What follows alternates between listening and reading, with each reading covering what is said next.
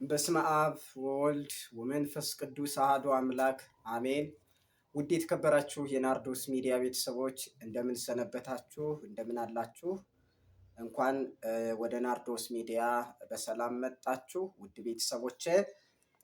ዛሬ የምንመለከተው የፍየሎችና የበጎች ጠባይ ምን ይመስላልና ቦታቸው ምንድን ነው የሚለውን በመጽሐፍ ቅዱስ ማስረጃነት እንመለከታለን።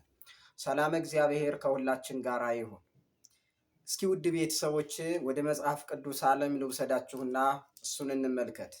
የማቴዎስ ወንጌል ምዕራፍ 25 ከቁጥር 31 ጀምረን ስንመለከት እንዲህ ይላል።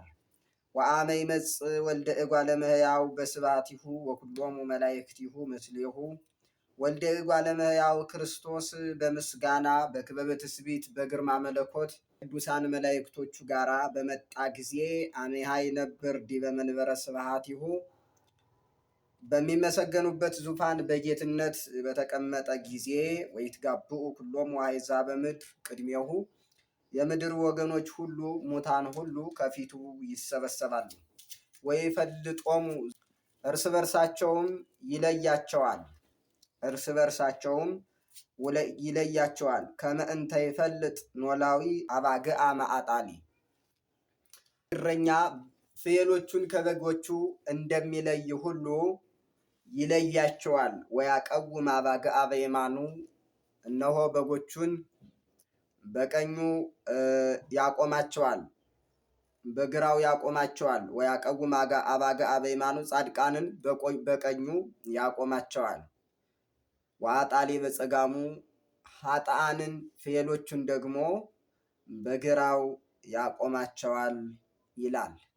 የቅዱስ ማቴዎስ ወንጌል ምዕራፍ 25 ከቁጥር 31 ጀምሮ ስንመለከት እስከ 33 ያለው እንዲህ ይላል። አሁንም ይቀጥልና አሜሃ ይቤሎሙ ንጉሥ ለእለ በየማኑ ንዑ ሀቤ ቡሩካኑ ለአቦየ ትረሱ መንግሥተ ሰማያት ዘድልው ለክሙም ቅድመ ይትፈጠር ዓለም።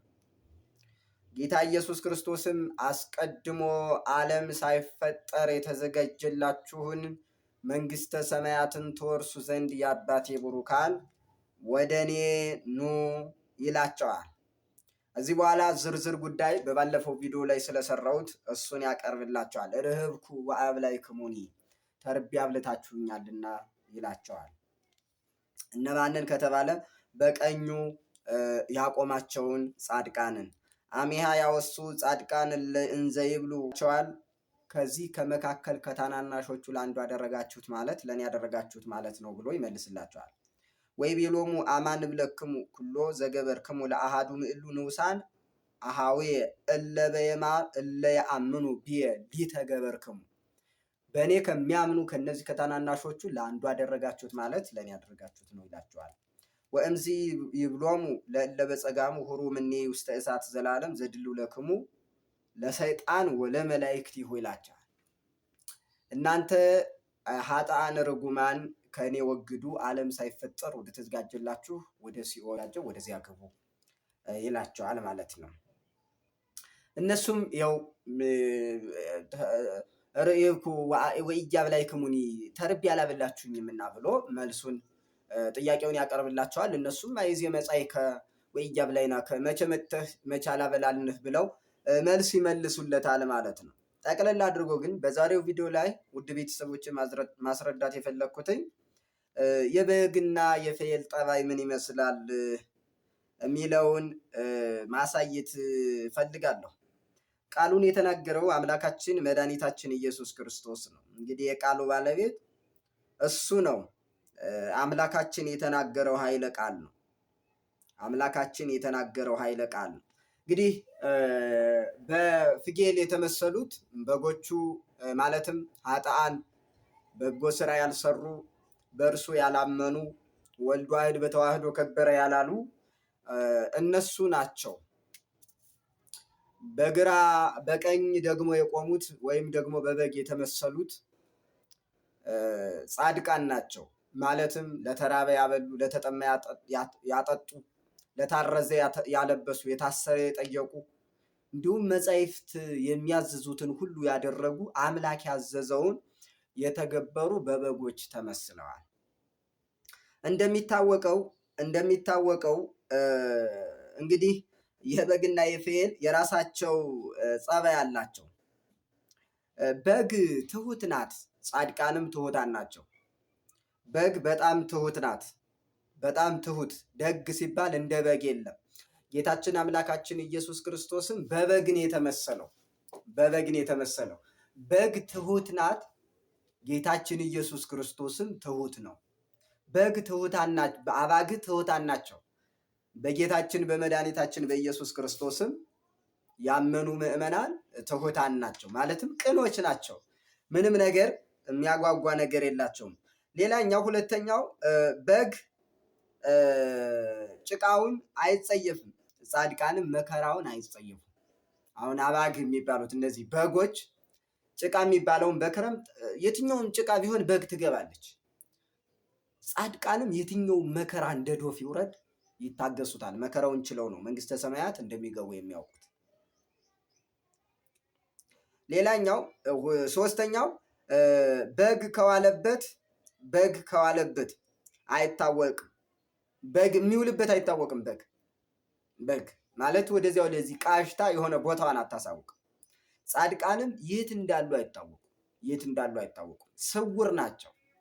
ምክንያቱም በጎ ስራቸው በሰው ዘንድ እንዲገለጥ አይፈልጉም። ሌላኛው ከበግ አውሬ አንዱን የነጠቀለት እንደሆነ ይሸሻል፣ ከሸሸም በኋላ አይመለስም። በግ ከበረረ የሰው ልጅ ካመረረም እንዲሉ አበው ይላል ትርጓሜ ወንጌል። ጻድቃንም ከባልንጀራቸው አንዱ የሞተ እንደሆነ ይመንናሉ፣ ከመነኑም በኋላ ወደ ዓለም ተመልሰው አይመጡም። እንግዲህ በግ አንዱ ከተበላ ትሄዳለች፣ ትሸሻለች፣ ተሸሸች አትመለስም። ይሄ በግ ጠባይ ነው። ጻድቃንም አንድ ወንድማቸው ከሞተ ነገ እንደሚሞቱ ስለሚያምኑ ይህንን ዓለም ህድግጎ መንንጎ ለዘ ዓለም ሲባል ይህንን ዓለም ትተውት ይሸሻሉ። እንግዲህ አራተኛው የበግ ጠባይ ነው። ሌላኛው በጎቹን ያቆማቸው በቀኝ ነው። ቀኝ ኃያል ነው። ጻድቃንም ለበጎ ስራ ኃያላን ናቸው። ቀኝ ፈጣን ነው። ጻድቃንም በጣም ፈጣን ናቸው። ለምን? ለበጎ ስራ። ሌላኛው በክብር ሲል ነው። ቀኝ ክብር ነው። ጻድቃንም በክብር እንዲህ አድርጎ በቀኝ ያቆማቸዋል። ጻድቃን በበግ የተሸለሙበት የተመሰሉበት ትልቁ ምክንያት ይሄ ነው። ሌላኛው የበግ ሀገሯ ደጋ ነው። የጻድቃንም ሀገራቸው ደጋ መንግስተ ሰማያት ነው። ሌላኛው በግ ሀፍረቷን የምትሸፍንበት ላት የሚባል አላት። ሀፍረቷን ትሸፍናለች። ጻድቃንም ሀፍረታቸውን ይሸሽጋሉ። እስኪ ወደ ፍየሎች ጠባይ እንሂድና ጥቅል ሀሳብ በዚህ ርዕሰ ጉዳይ ላይ ምን መረዳት እንዳለብን አስቀምጣለሁ። ሌላኛው ፍየል ሀፍረቷን በላቷ አትሰውርም። ኃጥአንም ወንድማቸው ኃጢአት ቢሰራ አይሸሽጉለትም፣ ያጋልጡታል። የራሳቸውን ኃጢአትን በንስሐ አይሰውሩም፣ የወንድማቸውንም ኃጢአት በንስሐ እንዲሰውር አያደርጉም። ግልጥ ነው። ሌላኛው ሁለተኛው የፍየል ጠባይ፣ ፍየል ጭቃውን ይጸየፈዋል። በግ ጭቃ አትጸየፍም። ልዩነቱ ይሄ ነው። ጭቃ የተባለ መከራ ነው። ጻድቃን መከራውን አይሰቀቁትም፣ ይሰሩታል፣ ያልፉበታል በመከራው። ፍየል ደግሞ ጭቃ አትወድም። ጭቃ የተባለ መከራ ነው። ኃጥአን መከራ ይወዱ፣ ማለትም ሰይፍ፣ ስለት፣ እሳት እንዲሁም ደግሞ ጾም፣ ጸሎት፣ እኒህ በጣም ጠባብ የሚባሉት ተግባራት ማለትም ስጋን ለነፍስ ማስገዛት አሉት ጉዳዮች ላይ ኃጥአን ዞር ይላሉ። ልክ እንደ ፍየሏ ፍየል ሀገሯ የሚገርመው ጭቃ አትወድም። የምትወደው መንጠልጠል ነው። ኃጥአንም መንጠልጠል ይወዳሉ። ፍየል ከዋለበት ሁሉ ከእህል ከተክል እየገባ ሰው ሲያላዝን ይውላል። ኃጥአንም ሰው ሲያሳዝኑ ይኖራል። አሁን ፍየል በጣም ሰው የሚጠብቃትንም ስታሳዝን ነው የምትኖረው። ኃጥአንም ልክ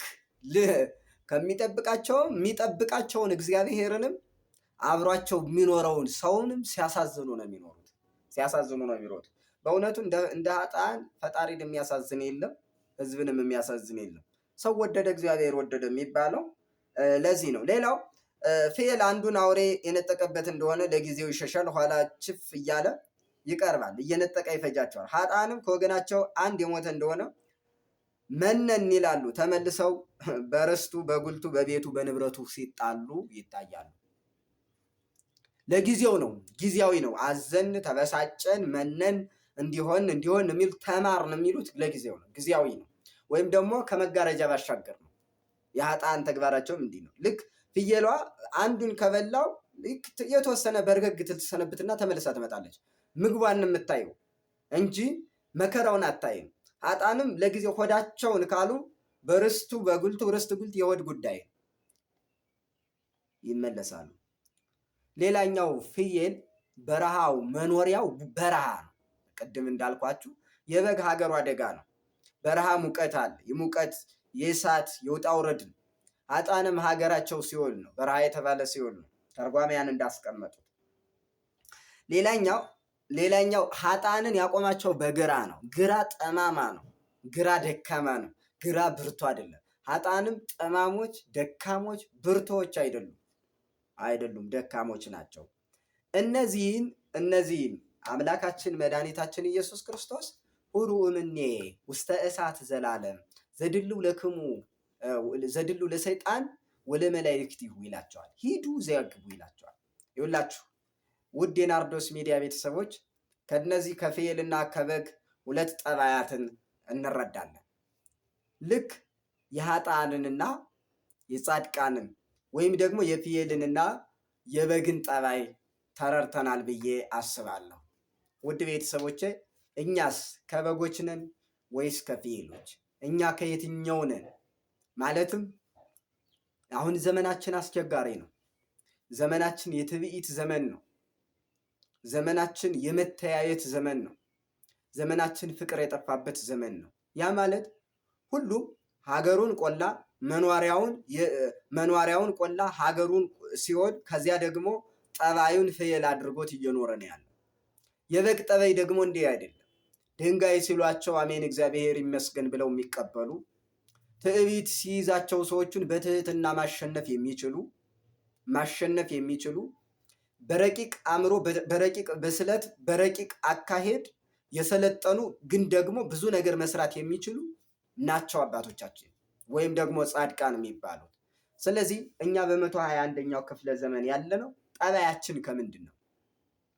ጠባያችን ይሄ የስልጣኔ ዓለም በበዛበት የሶሻል ሚዲያው ዓለም በበዛበት ስንቱ ነው እንደ የፍየል ጠባይ የያዘ? ማለትም ራቆቱን የሚሄደው የፍየል ጠባይ ነው። ራቆትን መሄድ፣ ሀፍረትን አለመሸሸግ፣ ነውርን አለመሸሸግ፣ ነውርን አጋልጦ መስጠት፣ ራስን አጋልጦ መስጠት፣ እግዚአብሔር ሸፍኖ አርቆ መጥቆ አስቦ አቅዶ ለሰው ልጅ ክብር ሲል ሰውን በክብር የፈጠረ እግዚአብሔር እያለ አንድ እግዚአብሔርን ሁለተኛ ሰዎችን የምናሳዝን ጠባያችን የፍየል ሆኖ ነው የበግ ሆኖ?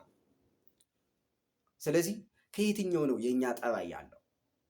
ልንቆመው የምንችለውስ በየትኛው ሚዛን ነው? ምክንያቱም መቋሚያችን ስራችንን ይመስላል። በቀኝ የሚያቆመን ስራችን ነው፣ በግራ የሚያቆመን ስራችን ነው። ውድ የናርዶስ ሚዲያ ቤተሰቦች ኦርቶዶክሳውያን የሚያቆመን ስራችን ነው። እግዚአብሔር ፊት በሞገስ በግርማ በክብር የምንቆመው በክብር ሲል ነው አይደል ያለ? ቀኝ ያለው ክብር ነው፣ ቀና ነገር ነው። በክብር የምንቆመው በየትኛው ስራችን ነው? በየትኛው አካሄዳችን ነው? በየትኛው ጠባያችን ነው? በየትኛው ትህትናችን ነው? በየትኛው ፍቅራችን ነው? በየትኛው እግዚአብሔርንስ ሰውንስ አስደስተን የኖርንበት የኑሮ ሰንሰለት ነው? በየትኛው ነው ቅድመ እግዚአብሔር መቆም የምንችለው? እግዚአብሔርን ማስደሰት የምንችለው በያዝነው በፍየል ጠባይ ነው ወይስ በበግ ጠባይ? ስለዚህ ውድ የናርዶስ ሚዲያ ቤተሰቦች ከየትኛው ነው ያለ ነው? የእኛ ጠባይ ምን ይመስላል? ፍየል ነው ወይስ በግ ነው የሚመስለው? እንደዚያ ከሆነ እራሳችሁን ከየትኛው ታደርጉታላችሁ? እራሳችሁን ገምቱት።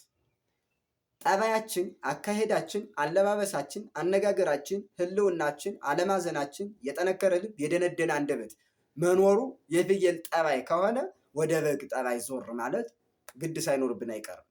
ምክንያቱም የኛ ዓለማችን የኛ ዓለማችን እግዚአብሔር፣ ምግባችን እግዚአብሔር፣ መጠጣችን እግዚአብሔር፣ መኗሪያችን እግዚአብሔር፣ ሰላማችን እግዚአብሔር የሆነልን ሰዎች ነን።